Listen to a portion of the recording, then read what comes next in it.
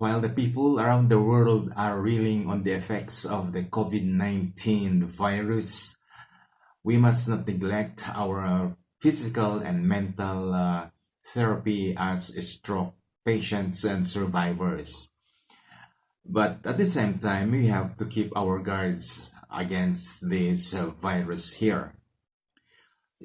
We are at least adjusted to the quarantine thing that most government are implementing on their people, in a sense that since we were beat down by this stroke here, we were deprived of going out because our leg and feet were or are not functioning the way we like it to be.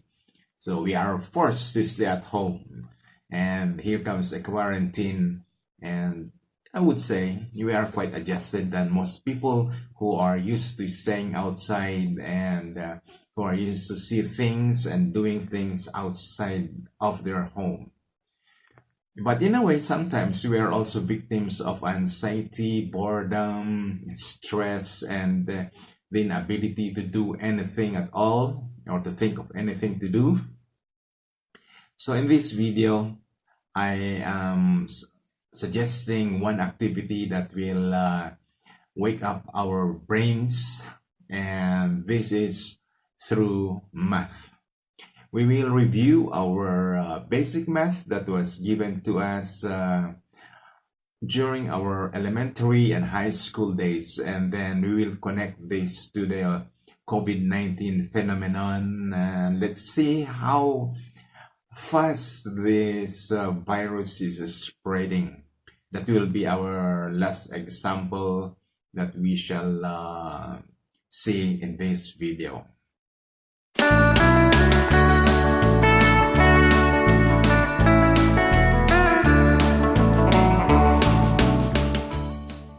There are 4 operations involved in the math process. They are the division, multiplication, subtraction, and addition.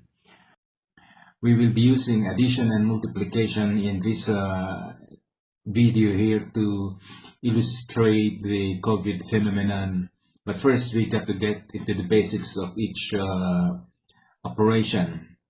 Addition and multiplication share some similar icons like numbers that are used, and they also share the same equal sign, which comes out like this.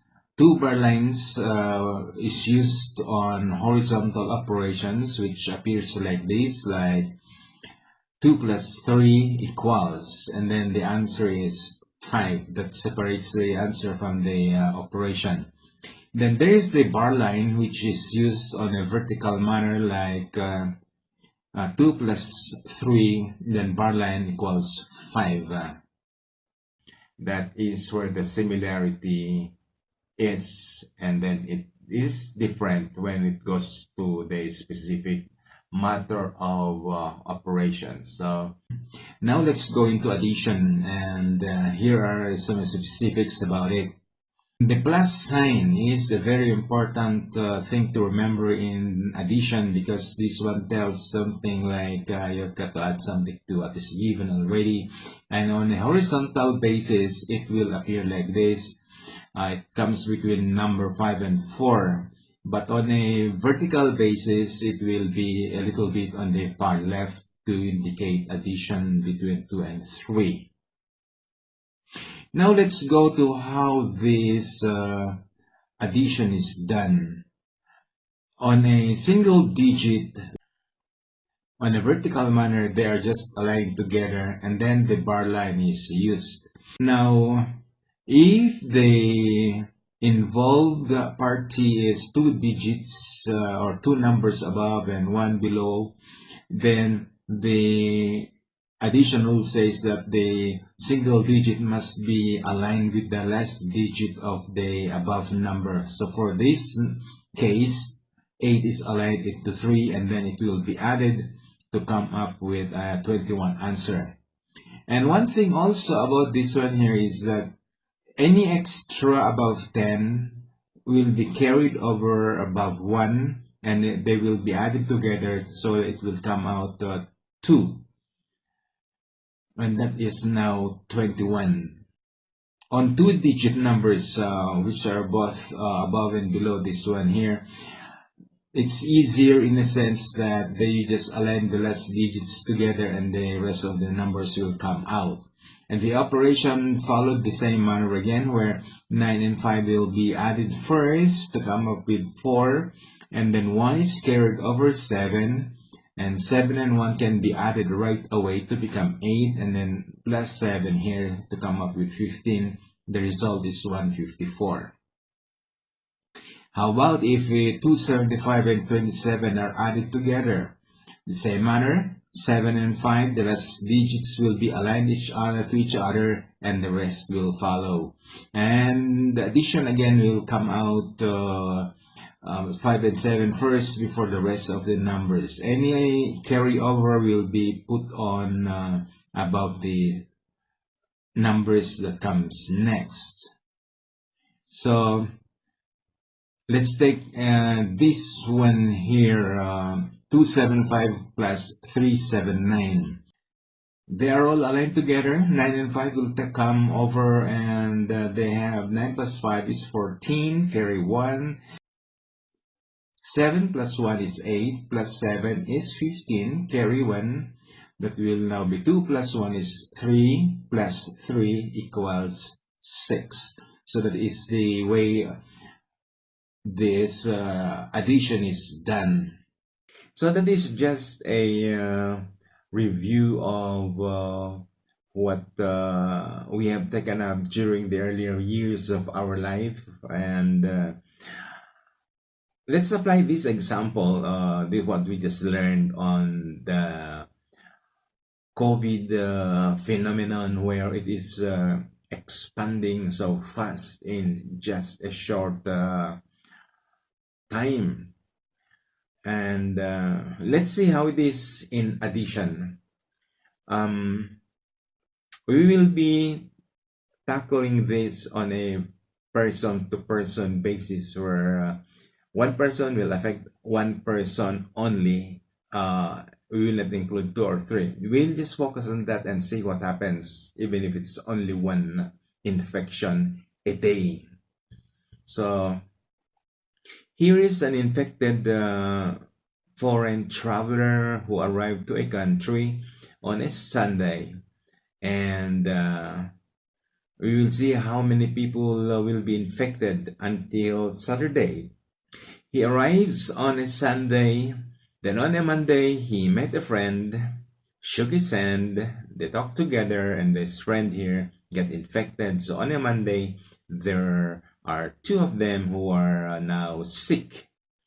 Then on a Tuesday, they went out, they both infected another 2 persons personally. So on a Tuesday, they became 4. And these new infected people plus the others go out again on an outing, and they met 1 each on a Wednesday, so they became 8. And the same, because people are social beings, these infected people will go out on a Thursday, and they will pass on the virus to another 8 people to come up with 16 infections. And then on a Friday, the 16 people total will now go out and then shake hands or talk to one friend, and they now become 32. They are infected by these others here. And then on a Saturday, these 32 people will now go out and infect another newcomers. So on a Saturday, they now become 64. So let us learn first the basics of multiplication, so that we will be on the same page as we talk on with this matter here. And let's get on with the statistics. Multiplication is just the shortcut of addition as I see it. in the sense that, for example, if we are going to repeat a number like 8 9 times, so we could say in addition, we will say that will be 8, another 1, 8, 8, 8, 8, something like that. But what happened is to cut that out, we will make use of 9, for example, to repeat 8 times. And that is the beauty of multiplication. And one thing we have to remember about multiplication is the operation used, which is an X, which means that this one will tell you how many times the upper number is supposed to be repeated. And it can be written horizontally like this, 5 times 3, so it's called times, or X only, and it's placed between 5 and 3. Or vertically, it can also be 4 times 2, it's placed here on the far left of it. And of course, it makes use of the bar lines, the equal signs, whether it's horizontal or vertical. Now, let's get on to a little bit of technicality. Okay, so the upper number 2 is called a multiplicand, the lower 2 is multiplier, and the operation is X, and the bar line is equal sign, and of course the result is called a product. How is this done? On a single digit, it's easy because all we have to do is place them vertically together and then add, or rather multiply. Now, let's go to a more complex thing where 43 or 2-digit numbers are used to be multiplied onto 4, the multiplier. So 43 shall be added 4 times. In multiplication, the last digit will be multiplied first before the first digit, which is 3. And any carryover will be carried to the next or to the first digit. So here we go. So 4 times 3 is 12, carry 1. We will not perform 4 plus 1 first because that is it will make the answer wrong. So 4 times 4 first, that will be 16 plus 1, it will become 17. So that is the true answer here. And what about if a 2-digit multiplier is done against the 5, 4, 3 or 3-digit numbers? So here is the process in multiplication. It says that the first or the last digit 7 of the multiplier will be performed first before the 3 or the first digit. So we will take first this 7 here. So 7 times 3 is 21, carry 2. 7 times 4 is 28, plus 2 is 30, carry 3. 7 times 5, 35, plus 3 is 38. Then we do the same process with 3. 3 and 3 will be multiplied first to come up with a 9. And the 9 shall be placed below the 0 of the first answer. And we leave it to Pythagoras to explain that for us. We just place it there. And then 3 times 4 is 12. 2 will be placed below 8. Then carry over 1 to 5. Then 3 times 5 is 15. Plus 1 is 16. 6 will now will be placed below 3. And 1 shall be brought down. So that is how it appears. And here's the magic of multiplication. After doing the multiplying, we'll now have this performed in addition. The answer is in addition. So, of course, we have to place a bar line to separate it. Now, we add. So 1, we just bring down 1 because there is no number there.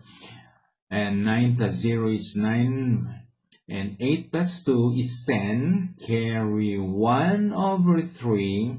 You can directly add 3 and 1 to make it 4. And 6 equals 10. Carry 1 over 1. And then add them to become 2. So the answer is 20,091. Now let us apply this process that we learned, this multiplication review. Let us now apply to our COVID phenomenon here, and we'll see how it is done. In this manner, it's simply doubling the given sum or the given answer on the left side. So this means we'll have to times 2 that or double that. So last week, the result was on a Saturday 64. Then on a Sunday, 64 infected people goes out and affect or infect another 64. So we multiply it by 2, we will come up with 128, or 2 times 4, 8, 2 times 6, 12. There it goes. And now on a Monday, the 120 people will now go and victimize another number by touching one person each. And so they become 256 by doubling them. And on a Tuesday, the 256 people infects another 256, so times 2, they become now 512. And on a Wednesday, the 512 will infect another person each, and they will now become 1024. And on a Thursday, they become 2048. And on a Friday, the 2048 will now double, and they will now become 4096. And alarm bells will be ringing. And a lockdown is needed to be in place if this COVID-19 virus is to be controlled in its expansion. So that is how simple math explains the COVID-19 explosion. And even if only one person affects a person each day, we saw that in just 14 days time, we already arrived at the 4,000 plus infection. What solution do we have for that? For me, I would say I will practice extreme social distancing, and that is staying at home. I will have that as my offensive defense, and even after the quarantine period, I will observe how the cases are going. If there are no positive discoveries, then perhaps I might be safe to get out, especially that I am one of the vulnerable victims of this virus here. Stay stress-free, and at the same time we have to keep exercising our mind and body so that we will be much better as the days goes on. Thank you for watching, and share this video to someone else who needs it. And I'll be seeing you in the next video.